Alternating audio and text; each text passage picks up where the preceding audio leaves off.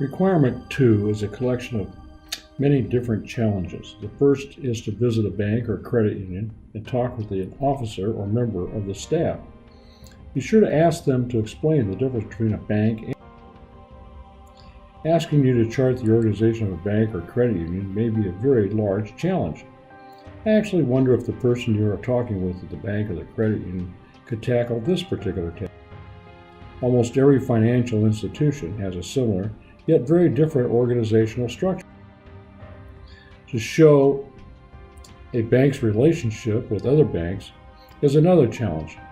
Generally, banks don't have a relationship directly with each other. They all have a relationship with the Federal Reserve Bank. The Federal Reserve is kind of like a bank for banks. Banks do have relationships with their customers, and customers don't have a relationship with the Federal Reserve Bank. They may have a relationship with more than one bank.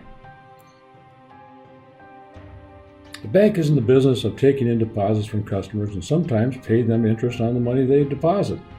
Then the bank loans the money out to customers, charging them interest at a higher rate on the money they borrow.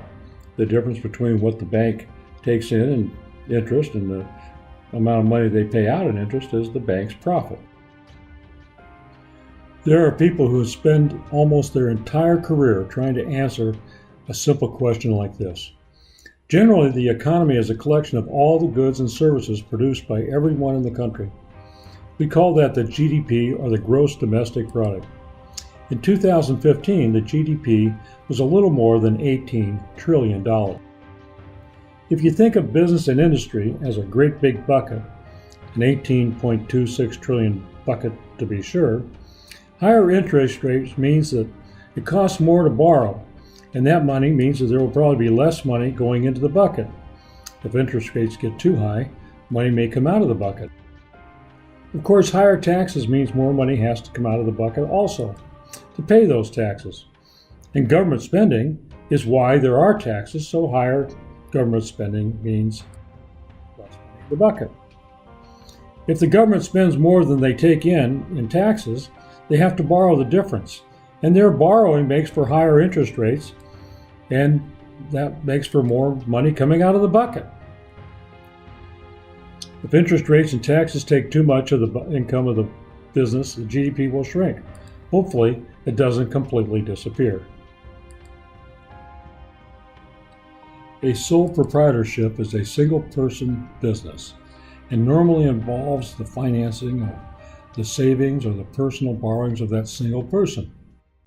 On the other hand, a partnership is two or more individuals, and quite often one person will put in the money from their savings or from borrowing, and the other person will put in the expertise and the work. But from time to time, both partnerships put in money and work and energy and knowledge.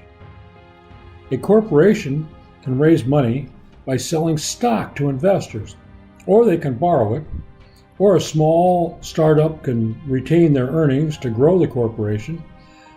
Sometimes a corporation will form a partnership or what they call a joint venture with another corporation.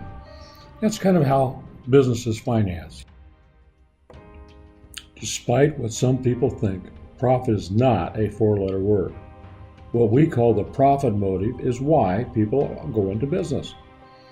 Business people, the people who employ others, go into business to make a profit, just like their employees go to work every day to earn a salary or be paid a wage.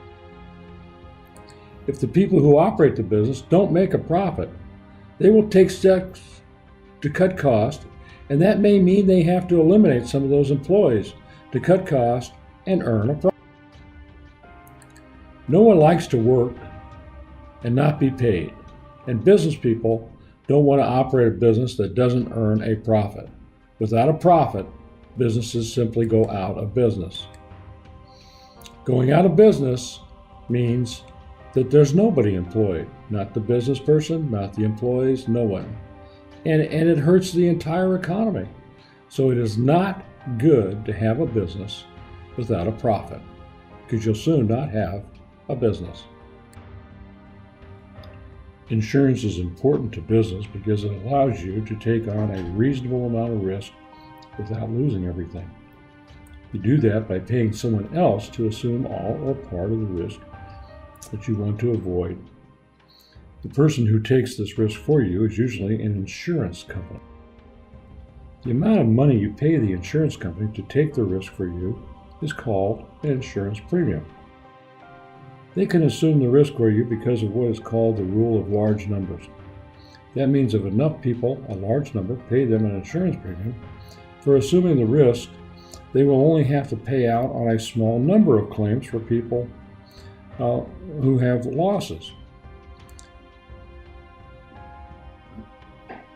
They collect the money. If they collect more money in premiums than they pay out in claims, they make a profit. You can get the insurance company to assume the risk of owning a house. They call this homeowners insurance, and it will compensate you for the loss of your house from a fire or other catastrophe. It will also compensate you if people steal things from you, if there's a theft. You can get an insurance policy from a company to insure a building where your business is located. You can buy a similar kind of insurance for your automobile or the vehicles that are used in your business. It's called auto insurance, and it covers the loss of your vehicles from both accidents and theft. Auto insurance will also cover the risk of liability if you're involved in an accident and somebody is injured. You can buy insurance to protect you from a lot of other kinds of liability for the things you do or don't do, like a doctor buying malpractice insurance or an engineer buying errors and omissions insurance for things they forget to do or don't do right. Some company buys what is called product liability insurance to protect them from a product that they make or not working properly and creating a liability for them because they manufactured or they sold the product. You can buy insurance to protect you from the cost of getting sick or injured. They call that medical insurance. Or disability insurance just for not coming to work. Companies buy this kind of insurance for their employees because employees who are sick don't come to work. You can buy insurance that will pay your family the income you might have earned if you die. They call this life insurance. Many companies buy life insurance for the families of their employees, and a lot of companies buy life insurance to pay the company if they lose the service of an employee because the employee died. They call this key man insurance.